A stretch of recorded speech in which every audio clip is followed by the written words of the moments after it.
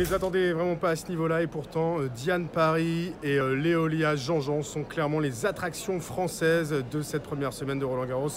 Les deux jeunes femmes qui se sont qualifiées pour le troisième tour du tournoi de la Porte d'Auteuil. Alors ce sont deux profils complètement différents. Diane Paris, c'est un peu l'espoir que tout le monde attendait, championne du monde justement chez les jeunes juniors en 2019.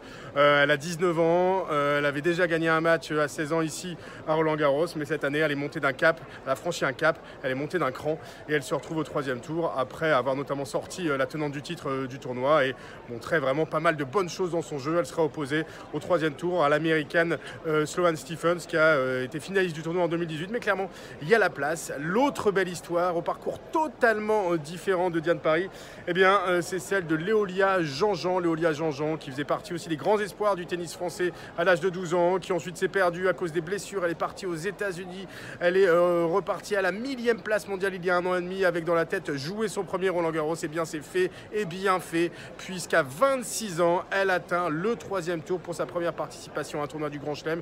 Et en plus il y a la place au troisième tour face à la Roumaine Begu. Bref, Jean-Jean avec un parcours complètement cabossé et Paris avec un parcours un peu plus linéaire sont clairement les bonnes surprises de ce premier tour de Roland-Garros.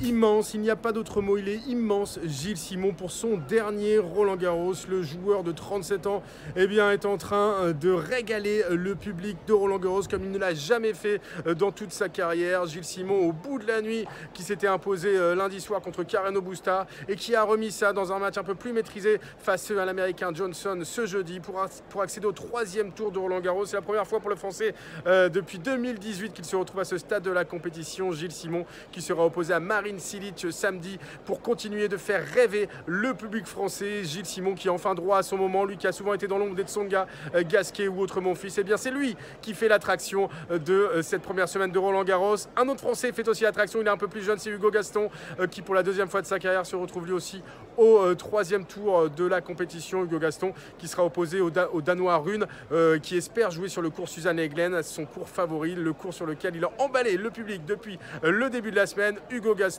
en pleine forme. Il y a 2 ans, il était déjà arrivé à ce stade de la compétition. Il remet ça et on espère qu'il sera présent en deuxième semaine. Les deux Français, Simon et Gaston, qui régalent le public.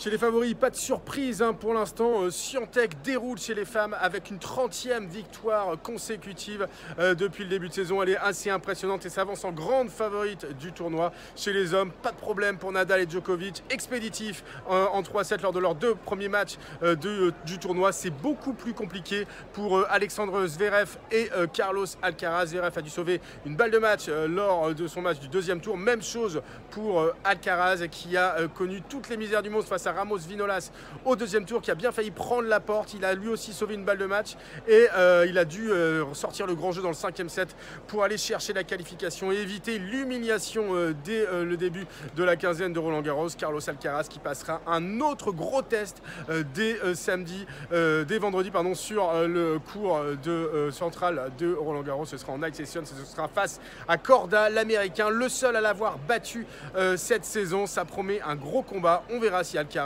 est bien en forme, a repris les forces après son combat titanesque en 5-7 face à Ramos Vinolas. On verra si Alcaraz peut vraiment faire partie des gros favoris jusqu'au bout de ce tournoi.